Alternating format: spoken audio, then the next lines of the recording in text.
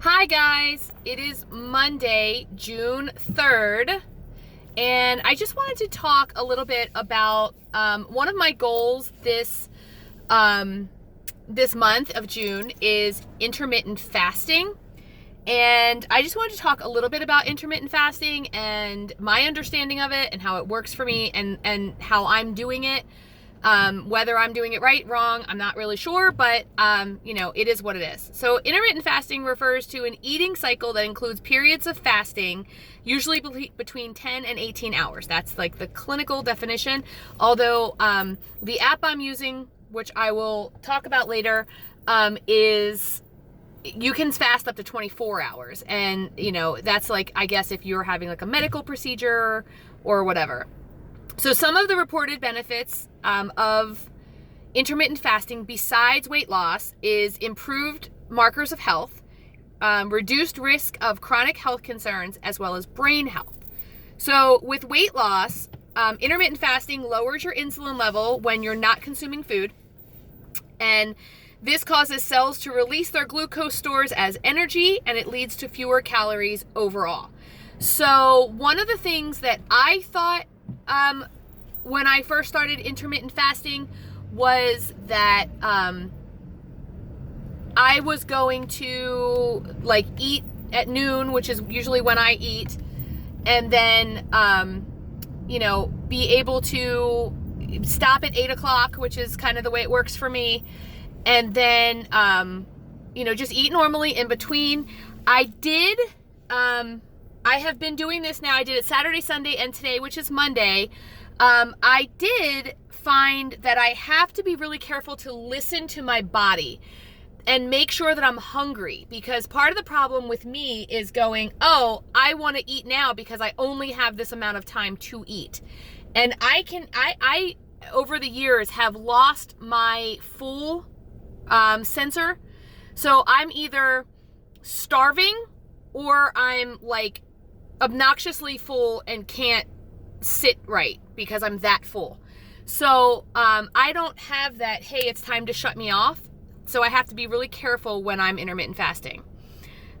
Also, it's good for heart health. A 2016 report shows that intermittent fasting could lead to the reduction of blood pressure, heart rate, cholesterol, and triglycerides. Triglycerides are a type of fat in your blood that has been linked to heart disease. And yes, I'm reading most of these. Also, and I'm sitting at a red light and I knew I would be, so that's why I'm doing this. The other one that it's good for is brain health. Studies have shown that animals who are on a brief fasting regimen have higher brain function than those with unlimited access to food. Also, it could reduce the risk of Alzheimer's disease, Parkinson's, and strokes by suppressing the inflammation in the brain. It's also it reduces the risk of cancer because obesity is a major risk in many cancers. So intermittent fasting has a lot of good things going on. So let me tell you a brief little what I've been doing. I have no idea why the camera is foggy. So if you wait 1 second, no, that didn't do it. All right, well, hopefully when I change directions and the sun is not going nuts, that we won't have the fog issue on the camera. So I decided this month that I was going to do intermittent fasting. And I decided to start it on Friday night because that's when my point started over. So 8 o'clock on Friday was when I stopped eating. I am using an app called Track My Fast. And basically I tell it I'm done eating for the night, and it tells me, okay, for the next 16 hours, you can't eat. And it kind of has this little countdown thing, and it'll tell you, you've been fasting for 1 hour, you've been fasting for 3 hours, and then it'll say, okay, your fast is over, you have achieved your goal, and you may now eat. So I like that one. There was another one that used to tell me, that I started with on Friday, that would tell me what time to fast and then when to not fast, but it didn't give me an update. So, and I would just plug in that yes, I did it, and it would count the day. I like this one better because it does have the countdown to it. I may look around for other ones because this one, like, I don't know. I would like it to be a little more like, hey, 8 o'clock's almost here. You should fast now. Instead, what this one does is if I stop eating at 10, it will just tell me when I should be starting again, as opposed to, hey, it's 8, you should stop by now. So mentally, I'm trying to stop at 8. I already touched upon the fact that one of the things I did notice is I have to pay real close attention to my body because I think to myself, like right now, I'm like, okay, it's 4 o'clock. I want to be done eating by 8. I can eat all the things between now and 8 o'clock. Well, I'm still counting, so I still have points. So I'm like, oh, I need to eat that. I need to eat this. Oh, I need to eat that. When in reality, I don't really want anything right now because I'm not hungry. So because I'm not hungry, I shouldn't be eating. But I'm sometimes saying to myself, oh, I'm going to eat because I only have 4 hours to go. I did really well Saturday and Sunday with waiting until noon and not even having a problem with it. I do know for me, and I'm sure for everybody, I have got to make sure that I drink a lot of water. So I was working really hard in the yard on Saturday and Sunday, and even on Saturday when noon came around and it was time for me to eat, I had to consciously go and I got a Built Bar just because I wanted the protein, because I knew I was going to continue working, and a big glass of water just so that I felt okay. On Sunday, I didn't eat until like 2, and I was totally fine. So, I'm doing okay. Today now, I did okay. Waiting until noon to have my smoothie felt a little weird. Like I kept opening my refrigerator to get water and seeing my smoothie and thinking, oh, I can have that. And then reminding myself, no, you can't. So I've had a couple of things that I do maybe wrong, but this is how it works for me, or at least how I'm working it. I do have coffee, and I do have coffee with creamer. When I looked up intermittent fasting, there was intermittent fasting called dirty fasting, which means you can have coffee with creamer, but only up till 50 calories. So my coffee with the creamer comes out to like 30 calories by the time I'm done. So as long as you stick to 50 calories within that fasting period, you're supposed to be fine. So that is how I make sure I can still have my coffee. Now, I will say this. Last night, I have restless leg syndrome. And like I've said before, when I have real bad restless leg syndrome, I'll get up in the middle of the night and eat a banana because the potassium will stop my legs from twitching. And last night, I did get up and I did have a banana, and I didn't even think about it. And then this morning I thought, oh, you shouldn't have done that. You're fasting. But I look at it like this and say, I only had 1 cup of coffee today, which was 15 points, or 15 points, 15 calories. So the banana was the rest of it. And I'm not going to like go crazy over that, because to me, again, that's like medicine. I could have gotten up and taken a potassium pill, but it's just as easy for me to eat a banana. So I started on Friday, intermittent fasting.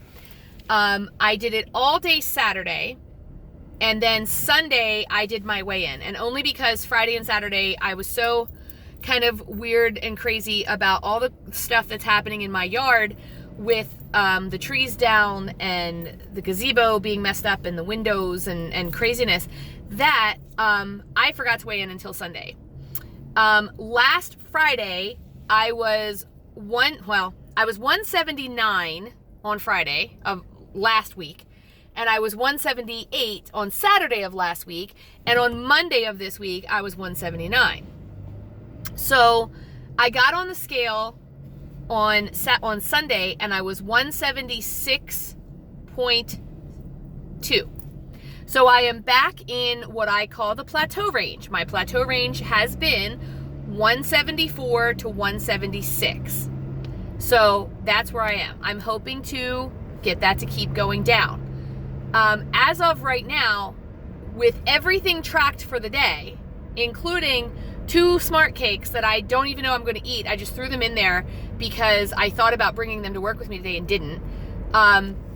I still have like 14 points for the day because my dinner is going to be really low in points. We're having chicken shish kebabs, and I may have a side with that, like a veggie tot or something like that. I haven't really decided yet, but that is my plan.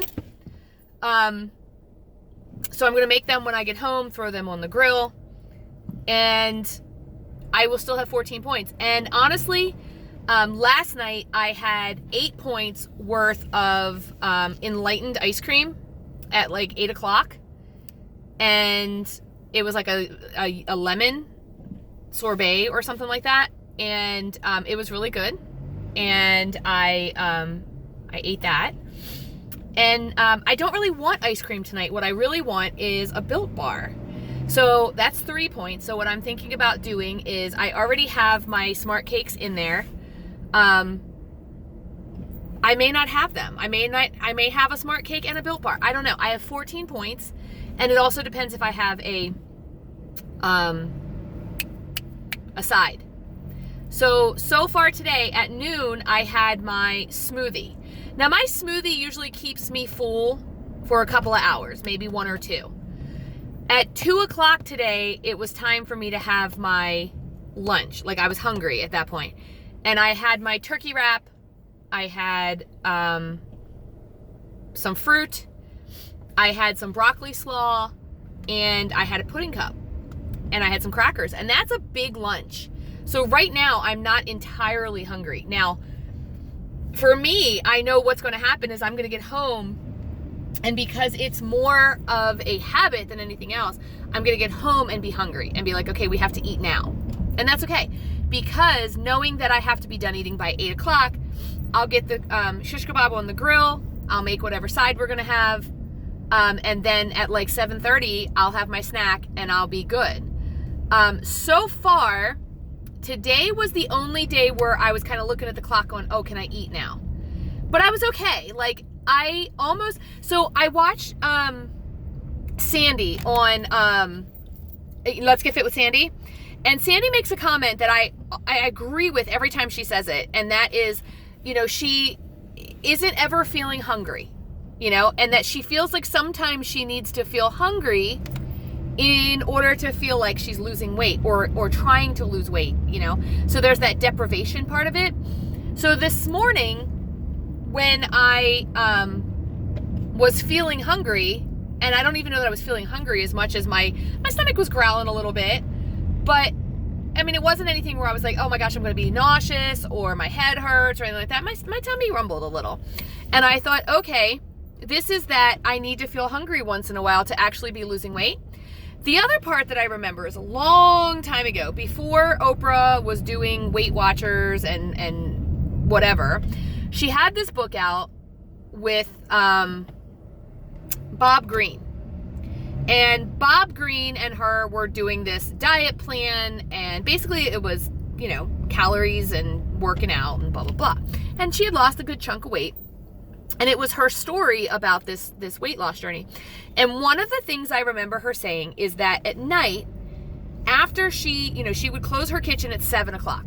And sometimes she would, like, not even a grape would pass her lips after 7 o'clock. She was dedicated and determined. But then she said at 7 o'clock, between 7 o'clock and the next morning, sometimes she would feel hunger. And instead of telling herself, because she worked late into the night, and instead of telling herself, hey, you're deprived, what she was telling herself was, hey, your body is using up those fat stores right now. So what I'm trying to do is remember all of those things that I told you in the beginning of this video, all of the wonderful things that intermittent fasting might do. So when I feel that little bit of a tummy growl, I might say, this is my brain getting healthier, or hey, this is me keeping my heart healthy, or whatever. I feel pretty good about the intermittent fasting right now. I don't know how long I'll keep it up. I do want to try to do it at least for the month of June, just to see if I can get over this plateau. If it works, I may continue to do it just because it's not that hard. I have seen other people who are doing 18 hours. I don't know if I'd want to do 18 hours, but that may be the next step. I don't know. What I don't want is I don't want to be one of those people who, you know, I eat one meal a day and it's barely anything and I'm back to starving myself like I used to when I was younger, because then the minute that I go back to eating, even on Weight Watchers eating, I feel like I'll amp back up. So I'm making sure that my calories are still where they're supposed to be, and you know, I'm still eating the majority of my daily points and staying within, you know, blue dot range, green dot on iTrack Bites. So you know, that's my plan of attack.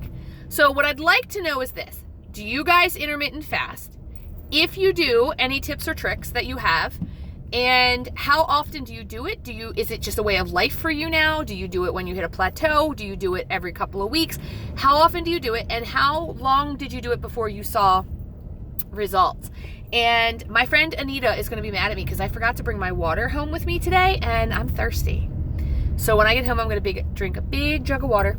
And other than that, guys, tell me how you're doing. What's going on with you? And I will see you guys in my next video. Bye.